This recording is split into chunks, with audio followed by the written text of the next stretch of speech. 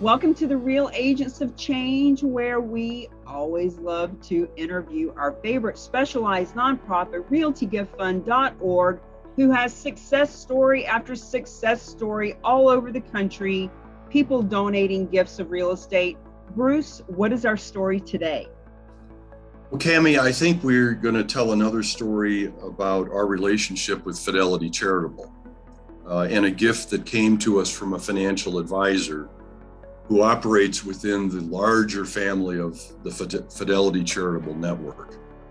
But in order to tell this story the right way, we ought to talk a little bit about Fidelity.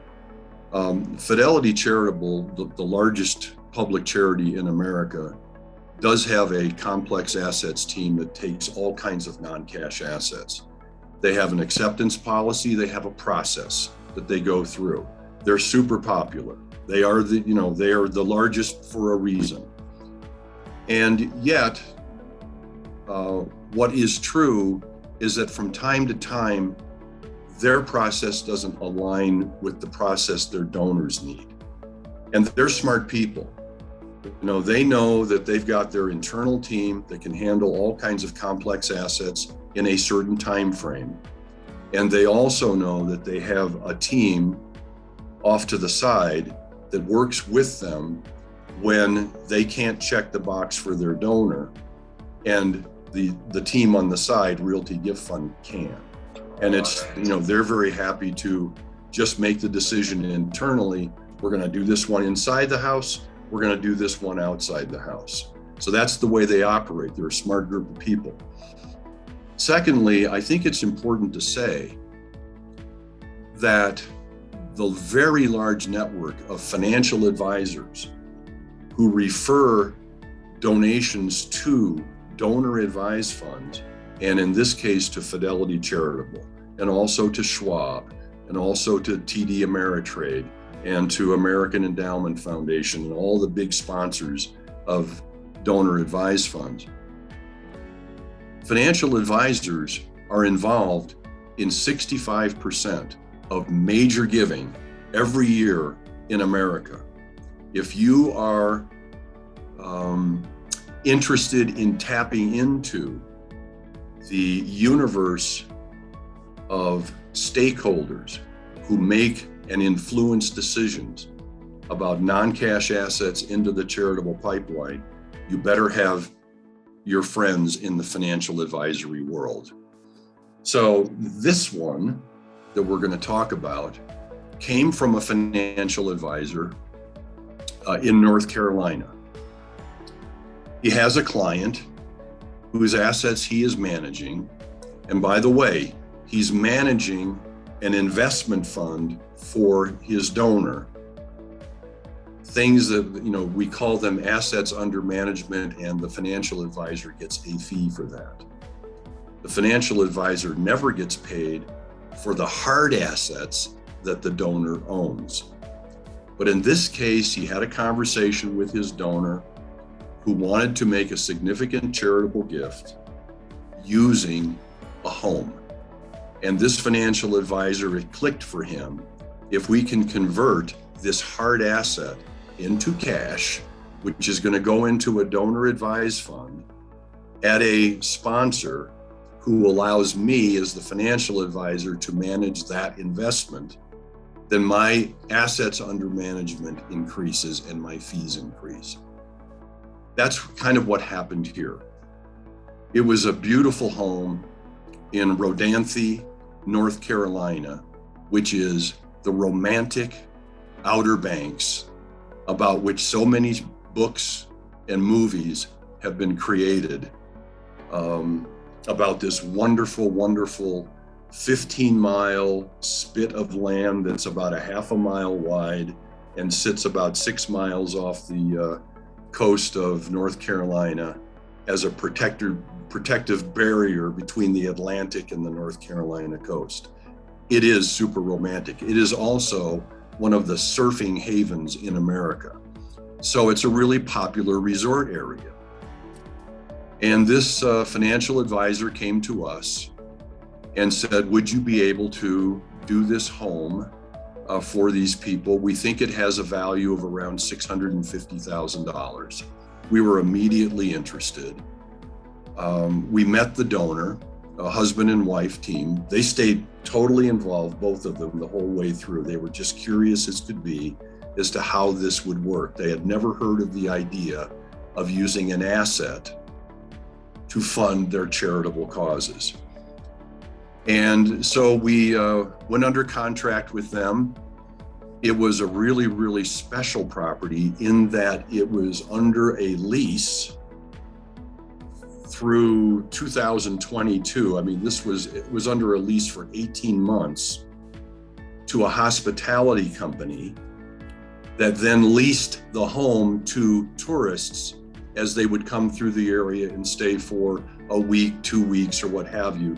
There was a calendar on the wall, and it would say this 2 weeks is, Bill and Bobby Smith, and the next 2 weeks is Mary, Jane, whoever. And the owners did get to use their home by putting their name on the calendar at certain key moments of the year. But this whole property was under a lease agreement for the future 18 months. So we were going to have to find, in order to sell this property, we were going to have to find a buyer who was willing to go through this protocol of never really using their home except on select weekends and submitting it to a rental pool for another 18 months. But we've done this before. We used to own properties like this. And we went under contract with these folks, and we did agree that the home, we agreed with our donor, and we agreed with the person who managed the property. This is about a $650,000 home, even though we did not have yet an appraisal on it.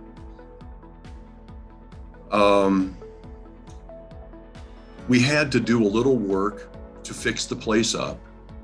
We had to go through some inspections for which we had to spend money.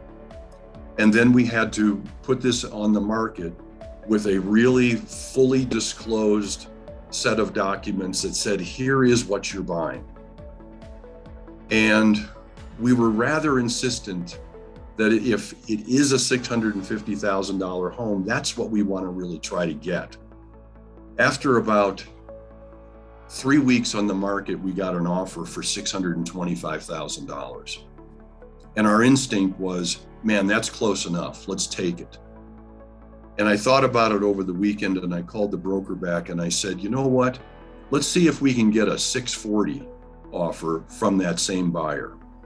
And he said, I'll work on it. By the way, this buyer who made this offer had not seen the home. They were from out of state. And about a week later, he did get them to go to $640,000. Later that day, an offer came in for $650,000.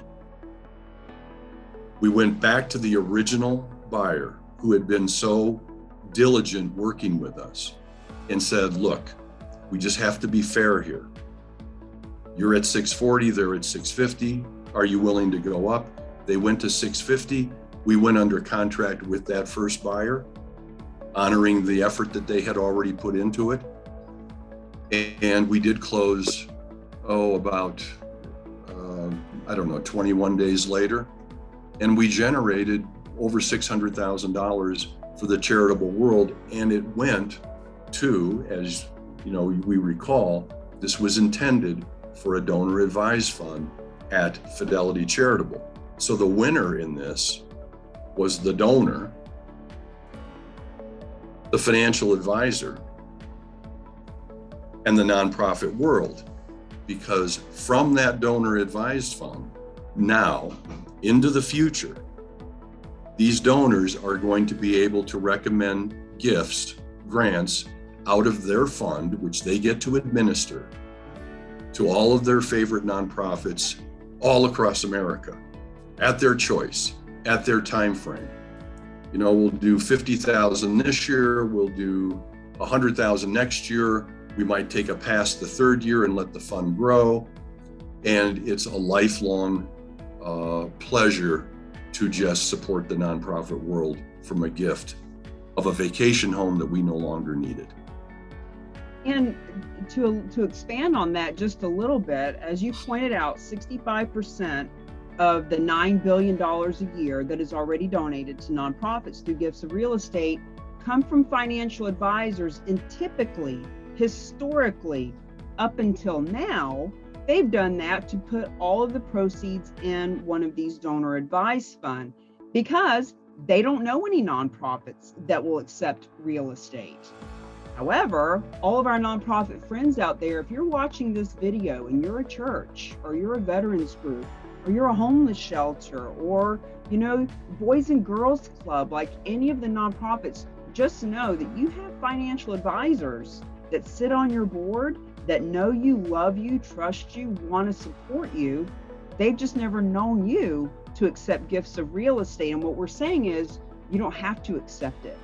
You can just benefit from the proceeds, because when Realty Gift Fund does the transaction, part of the proceeds could go in a donor advised fund that are assets under management that can help that financial advisor to make more fees. And some of it could go directly to your nonprofit. So here we have another story that is actually bringing in exactly what the average donation is. So Realty Gift Fund has shared with us that historically, over all their time of being a legitimate 501c3 that does these deals for a living or as their mission, the average donation is $550,000 from one transaction. And this is just a perfect example of that. Well, that's well said, Cammie. And, I might just put a pin in that by saying that many donors who have large assets like this just don't know what they want to do with the money. All they know is that they want to park it in a donor advised fund to give them the time to sit down over a cup of coffee and say, who are we going to support with all of this? They may have a favorite charity. They may have already decided it's all going to that favorite charity. But they may be concerned about giving it all at once to that favorite charity. Maybe it's better to give them $50,000 a year over a term of years so that we know that they're going to use it the right way. There's many reasons why donors prefer a donor advised fund. If I were a development officer at a nonprofit, I would be cuddling up to all of the community foundations and large investment companies that sponsor donor advised funds and getting to know the donors who have those funds at those sponsors' places. Amen. And as we bring this interview to a close, let me also put a pin in, they want to cuddle up to the real agents of change. They want to cuddle up with Realty Gift Fund because we have the key that unlocks the funding that the nonprofits are looking for, the tax advantages that the donors are looking for, and the full commissions that the real estate agents are grateful to receive as they are part of the charitable gifting of real estate. Thank you, Bruce, for yet another fascinating story. Can't wait to hear the next one on the next episode of the Real Agents of Change. Bye-bye, everybody. Thank you, Cammie.